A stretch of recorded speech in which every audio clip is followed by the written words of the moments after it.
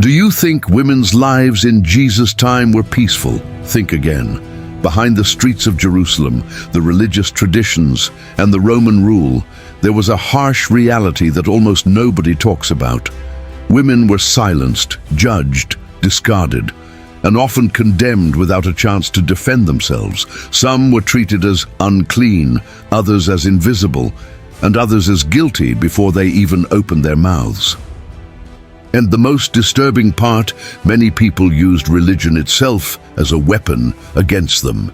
Get ready, because today you're going to discover the struggle of women in Jesus' time and how they survived when everything seemed to be against them. But before we begin, leave a like and subscribe to Disciples of the Bible, because here the word is revealed like you've never seen it before. This video will surprise you, confront you, and maybe even give you chills. In those days, Israel was living under the rule of Rome and its soldiers. Life was marked by taxes, fear, and injustice in the streets.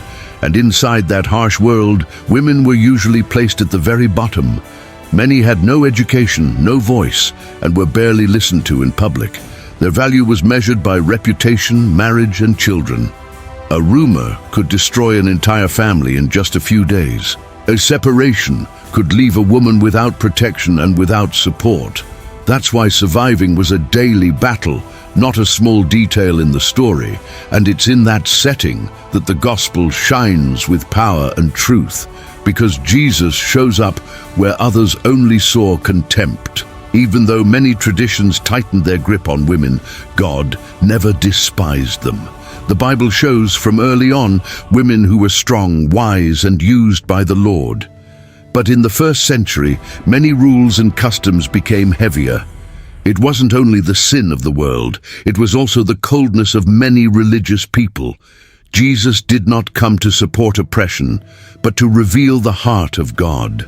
And God's heart has always been about justice, compassion, and dignity.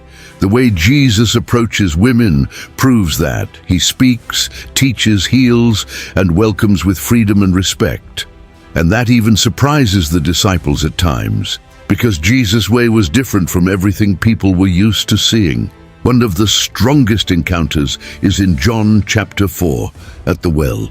Jesus, tired from the journey, asks a Samaritan woman for water. She is shocked because Jews avoided Samaritans and prejudice was real, and also because men didn't normally speak like that with women in public. But Jesus begins a deep conversation without humiliating, without attacking, without looking down on her. He speaks about living water and reveals a spiritual thirst that no one can see on the outside. He touches her story with truth, but also with mercy. That woman, once avoided, becomes a messenger and tells her town about Jesus. A life that carried heavy burdens begins to carry testimony and hope. That is also survival, being transformed by Christ in the middle of chaos. Another powerful picture appears in Mark 5, with the woman who had a flow of blood. She had suffered for 12 years, spent everything, and nothing solved her problem. Along with pain, there was shame, isolation, and social rejection. She believes that if she touches Jesus' cloak, she will be healed. She touches it, and immediately she is healed before God. Jesus stops, looks for her, and does not treat her like a problem. He calls her daughter, a word full of value and identity. And he declares that her faith has saved her and that she can go in peace. Jesus heals the body and heals the soul, restoring dignity. In the gospel, women are not invisible. They are reached by love. Now picture a simple but very powerful scene. Luke chapter 10. Jesus enters the home of Martha and Mary, and that visit becomes a life lesson. Martha is busy, trying to serve in the best way possible. Mary sits at Jesus' feet to listen to the word. That was the posture of a disciple, something usually reserved for men. Martha complains, and Jesus responds with love, but also with firmness. He says Mary chose the better part, and it will not be taken away from her. In other words, Jesus affirms a woman's right to learn and grow spiritually. God's word was not made for a few, but for everyone. and Jesus' choice changes the story of faith inside the home. Also in Luke, we see Jesus speaking about widows with attention and justice. A widow, in that time, was one of the most vulnerable people in society. Without a husband, and sometimes without family support, she could fall into poverty. Jesus tells parables and gives teachings that show God sees these people, and that comforts us, because many women struggle to survive without protection. The gospel does not ignore this pain. It shines light on it. Jesus does not romanticize suffering, but draws near to the broken. And when he draws near, he restores value and hope. That is the great difference of the kingdom. No one is disposable. And that prepares our hearts for even more intense scenes. In the final moments of Jesus' life, tension takes over the city. He is arrested, tried, mocked, and led to crucifixion. Many disciples run away in fear because the threat was real and violent. But the Gospels show women staying nearby. They watch from a distance, witness, and endure the pain of injustice. In Mark 15 and Matthew 27, Mary Magdalene and others are there. They had no power to stop it, but they had courage to remain. Their struggle was to stay standing, without collapsing, without losing faith, without giving up. And staying in that setting was a form of silent resistance. Because real love doesn't disappear when fear arrives. John 19 shows a detail many people read too quickly. Even while suffering on the cross, Jesus looks at his mother and cares for her. He says to Mary, "Woman, here is your son," and to John, "Here is your mother." Jesus ensures protection for Mary because he never abandons her, not for a moment. This reveals something beautiful. God's care is not theory, it's action. Mary represents so many mothers who cry in silence. And the gospel records this to show that God sees that pain. In Jesus' time, mothers suffered not only from poverty, but from the world's violence. Even so, many stayed firm, holding faith with both hands. And God, in Christ, honors these women with care and presence. After Jesus dies, the Sabbath comes like a day of silence and grief. But when the first day of the week dawns, something surprising happens. The women go to the tomb very early, bringing spices, as the Gospels show. They walk with fear, but they do not let love grow cold. They don't wait for safe conditions to serve. They simply go. And when they arrive, they find the stone moved and the tomb empty. The shock is huge because everything seemed finished. But heaven begins to announce that death did not win, and God chooses these women to be the first to witness it.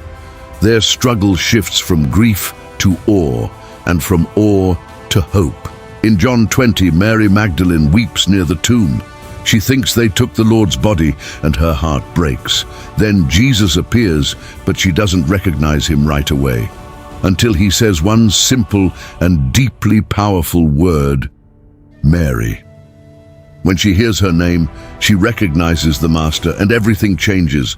Jesus could have appeared first to the powerful, the leaders, or the soldiers. But he appears to a woman who was crying, showing whom God chooses to honor, and Jesus entrusts her with a mission to tell the disciples about the resurrection. In a time when many despised a woman's testimony, God does the opposite. He places a woman as the first messenger of victory over death. Notice how this reveals the heart of the gospel. Jesus doesn't just allow women nearby, he makes them witnesses. They are not decoration in the story, they are part of God's plan. The resurrection, the center of the Christian faith, is announced first by a woman. This shows that God honors those the world despises, and it also shows that faith doesn't depend on social status, but on a sincere heart. These women survived because they held on to Christ. They faced shame, judgment, and fear, but they did not let go of the Lord. And when everything seemed lost, God placed them in the first chapter of the miracle. The greatest news in the world began with a voice many would ignore.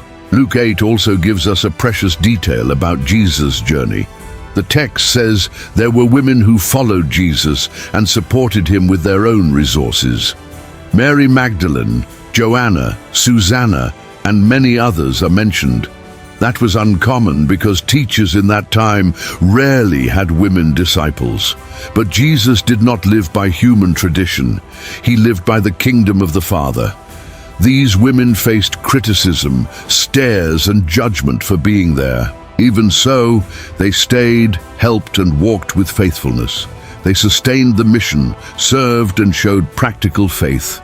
That is also survival, finding a place in God when the world shuts doors.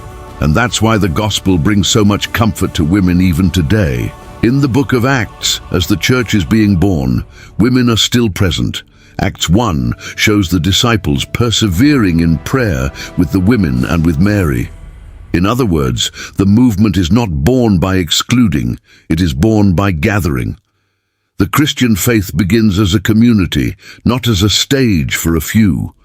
The female presence there shows continuity with what Jesus taught.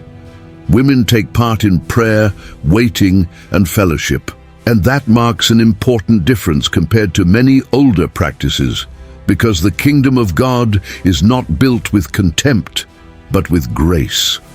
And grace places different people in the same place, at the Lord's feet.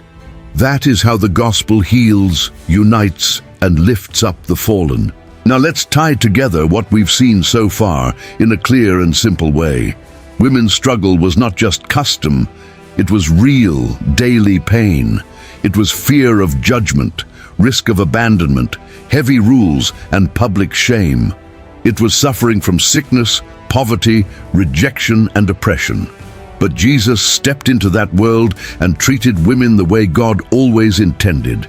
He listened, taught, healed, protected, and restored with dignity. He called daughter the one others called unclean. He gave voice to the one who was silenced, and he entrusted a mission to the one treated as invisible. This isn't just beautiful, this is pure and true gospel.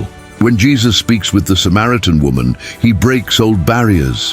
When he heals the woman with the flow of blood, he ends the cycle of isolation. When he defends Mary's dignity at his feet, he opens the word. When he appears to Mary Magdalene and sends her, he honors her testimony. And when he cares for his own mother at the cross, he shows responsibility and love. In every scene, Jesus reveals the Father and corrects the hardness of men. The Bible shows the problem was not the woman, it was the human heart. And the human heart needs transformation, not empty rules. That's why the story of these women isn't only from the past. It is a mirror that confronts the church and society today. Because even today there are women wounded by words, accusations, and contempt. Even today there are women carrying guilt that isn't theirs. Even today there are women serving a lot, but feeling invisible. And Jesus' way teaches us how to act, with truth and mercy. He does not excuse sin, but he also does not turn people into trash. He corrects with love and restores with patience. The gospel is not a shout of condemnation. It is a call to new life. A new life begins when someone is seen, heard, and loved by God. That's how it was in the first century, and it is still that way today. The Lord does not change, and his love does not shrink with time. So when you hear women in Jesus' time, don't think of shadows. Think of struggle, yes, but also think of faith, courage, and hope. Think of women who walked with Jesus in the middle of fear. Think of women who served, learned, wept, and stayed faithful. Think of women who saw the empty tomb and carried the most powerful news. And above all, think of the Christ who dignifies and restores with love. Because Jesus didn't just change individual stories, he changed the way we see people. He showed that before God, value is not about status, but about grace. May the Lord keep teaching us to live this gospel with justice and compassion. And may this story strengthen your faith just as it strengthened theirs. If you liked the video, leave a like. Share this message of faith and hope. Until the next video, God bless you.